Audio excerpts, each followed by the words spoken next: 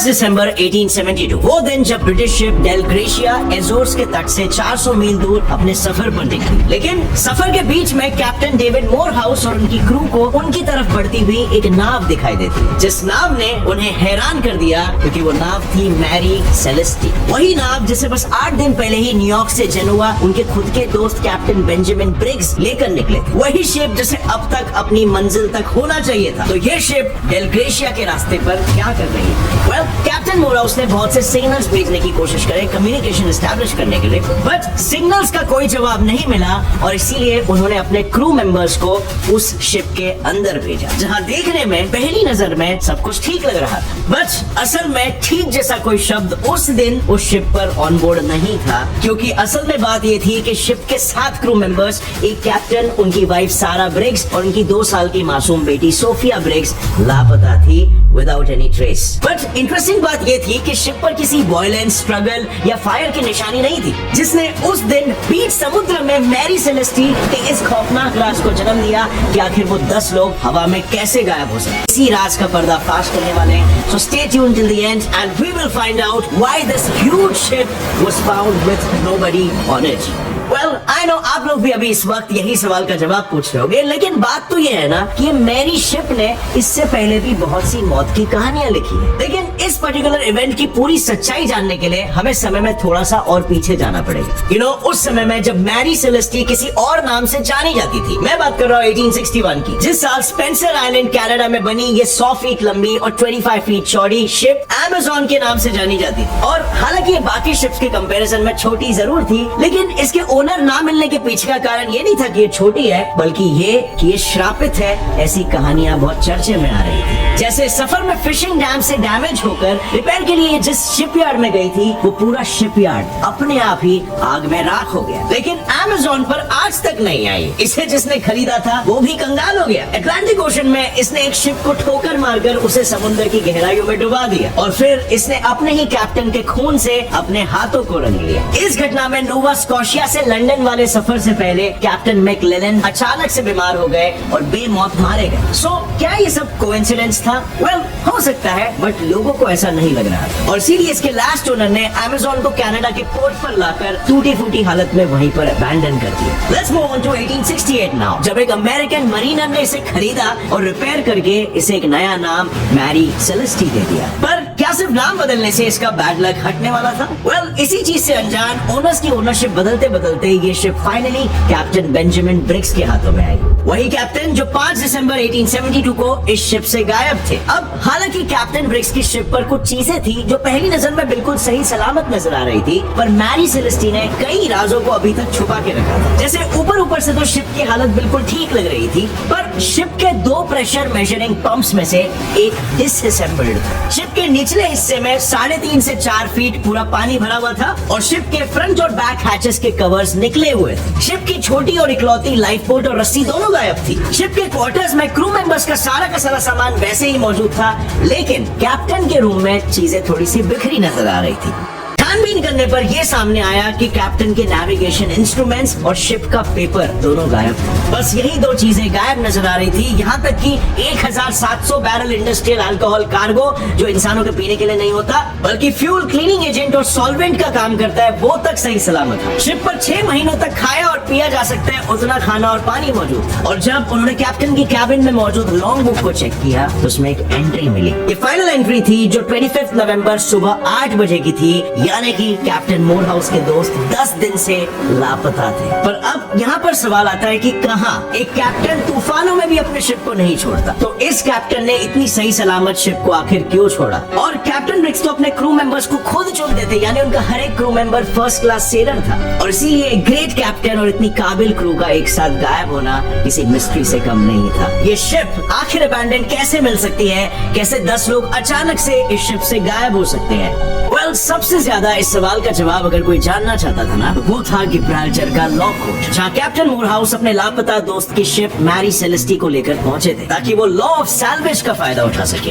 International maritime law का वो हिस्सा जो कहता है कि जो भी किसी शिप या कार्गो को रेस्क्यू करेगा उसे उसके मुताबिक प्रोपोर्शनल वैल्यू का रिवॉर्ड मिलेगा, और कैप्टन मूरहाउस ने यही तो किया। वो रिस्क के बावजूद मैरी को बचाकर सेफ्टी तक ले आए, जिसके बाद गिब्राल्टर अथॉरिटीज ने शिप को सैल्वेज हियरिंग कोर्ट पूरा होने तक कस्टडी में रख लिया था, और यहीं से श्रापित मैरी सेलेस्टी के लापता क्रू और कैप्टन गायब होने की ऐसी कहानियां बननी शुरू हो गई जो हकीकत से परे थी। जैसे शिप पर मौजूद लोगों को एलियंस ले गए होंगे, किसी सी मॉन्स्टर ने उन पर अटैक किया होगा, पायरेट्स के साथ उनकी मतभेड़ हो गई होगी और उन्होंने उन्हें अगवा कर लिया। पर इन बेतुके तुक्कों में कुछ ऐसी थियरीज थी जिन्होंने लोगों को सही में सोच में डाल दी। Theory number 1, Gibraltar theory.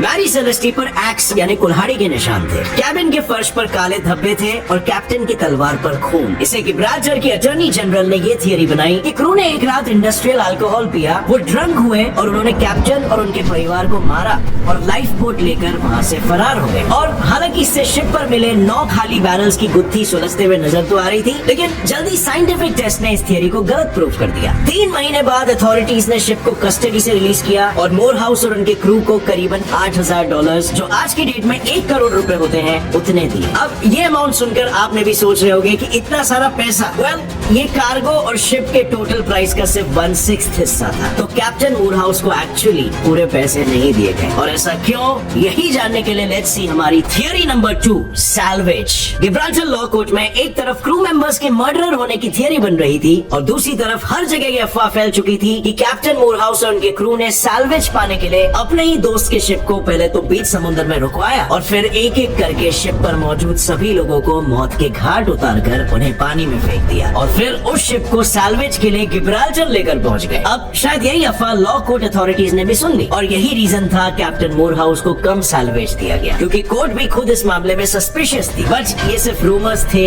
या असलियत, ये मामला तो कभी सच साबित नहीं हो पाया। कुछ वैसे ही जैसे theory number 3, insurance money and Christianity. इसके मुताबिक कैप्टन मूरहाउस ने शिप से गायब लोगों का सारा खेल अपने दोस्त कैप्टन ब्रिक्स के साथ मिलकर रचा था, ताकि वो शिप के इंश्योरेंस मनी को हड़प सके। लेकिन पहली 2 थियरीज की तरह ही इस थियरी को भी सच कोई साबित नहीं कर पाया, और साथ ही कैप्टन ब्रिक्स के कुछ ज्यादा ही रिलीजियस होने की वजह से कुछ लोगों की ये थियरीज भी थी कि शिप पर उनके परिवार और पूरे क्रू को खत्म करने वाला कोई दूसरा नहीं बल्कि खुद कैप्टन ब्रिक्स थे, जिन्होंने अपने धार्मिक बिलीफ्स में बहकर अपने क्रू मेंबर्स के साथ अपनी बीवी और 2 साल की मासूम सी बच्ची को हमेशा हमेशा के लिए खत्म करके खुद भी अपनी जान ले ली।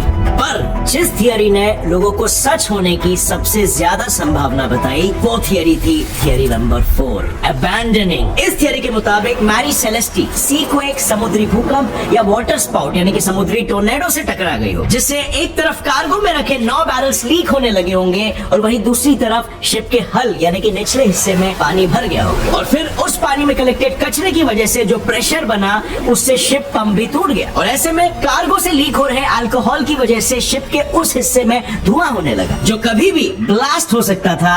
और बस अपनी शिप के ब्लास्ट हो जाने के खतरे से खुद को बचाने के लिए कैप्टन ने अपनी वाइफ, बेटी और 7 क्रू मेंबर्स के साथ छोटी सी लाइफ बोट की सवारी करना सही समझा। इस चीज की परवाह किए बिना कि गहरे समुद्र में एक छोटी सी नाव घास में सुई के बराबर होती है, और शायद उनके इसी गलत फैसले ने तब उनकी जिंदगी की डोर को टूटने पर मजबूर कर दिया जब शिप और लाइफ बोट की रस्सी टूट गई। सुनने में तो ये भी बस एक कहानी लग रही है, राइट? इसके सच होने की क्या संभावना है as compare to other theories?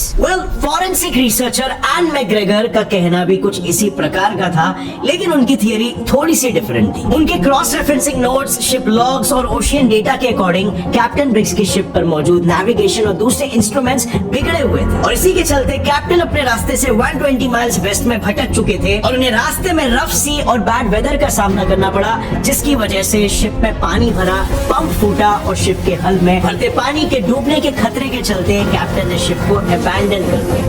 यही 2 थियरी सबको सबसे ज्यादा लॉजिकल लगी, बट अन्य किस्म की थियरीज बनी और कई लोगों ने तो मैरी सेलेस्टी के एक्सीडेंट का जिम्मेदार मैरी सेलेस्टी को खुद ही माना, और तभी तो इस शिप के न्यूयॉर्क पहुंचते ही लोग इस शिप से दूर भागने लगे, और जिसने हिम्मत करके इसे खरीदा भी उसे फिर बाद में इसे लॉस में बेचना पड़ा। और फाइनली जब मैरी सेलेस्टी 1879 में सेंट हेलेना बे पर पहुंची, एक बार फिर से शिप की कैप्टन की बेमौत मौत।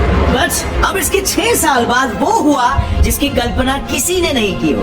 कैप्टन जॉन पाकर ने इस श्रापित शिप से पैसे कमाने के लिए पहले तो $30,000 के वर्थलेस कार्गो को इंश्योर करवाया और फिर मैरी सेलेस्टी में भरकर हाइटी के पास जाकर कैप्टन ने इस शिप को आग लगा दी। और फाइनली 1861 से शुरू हुए मैरी के जर्नी की राख को एट द एंड पानी की गहराइयों में दफन कर दिया। हालांकि इंश्योरेंस कंपनी के इन्वेस्टिगेशन में इस बात का पता चला और कैप्टन जॉन पर केस चला, पर फिर भी वो और उनके साथी जेल जाने से बच गए। लेकिन लॉ से तो वो बच गए, बट शिप के श्राप से क्या? इस इंसिडेंट के सिर्फ 3 महीने बाद ही गरीबी से कैप्टन की मौत हो गई, उनका साथी पागल हो गया और दूसरे ने खुदकुशी कर दी। वेल फ्रेंड्स, अब मैं आपसे पूछना चाहूंगा इस शिप को लेकर आपका क्या ख्याल है? इस शिप ने लिटरली कोइंसिडेंसेस का पहाड़ खड़ा कर दिया, या फिर इसकी कहानी को प्रेजेंट इस तरीके से किया गया है कि ऐसा लग रहा है कि ये शिप बहुत ही पनौती है, या फिर इवन ये शिप सही में काफी पनौती है? तो आपको क्या लगता है, ये शिप सही में पनौती है? कमेंट बॉक्स में जरूर बताइएगा। तो आपको ये रहस्यमय कहानी कैसी लगी वो भी जरूर बताइएगा और हमारे चैनल को लाइक और सब्सक्राइब जरूर कीजिएगा। टिल दी एंड, तब तक मैं मिलूंगा किसी दूसरे रोचक कहानी के साथ। तब तक के लिए बाय बाय।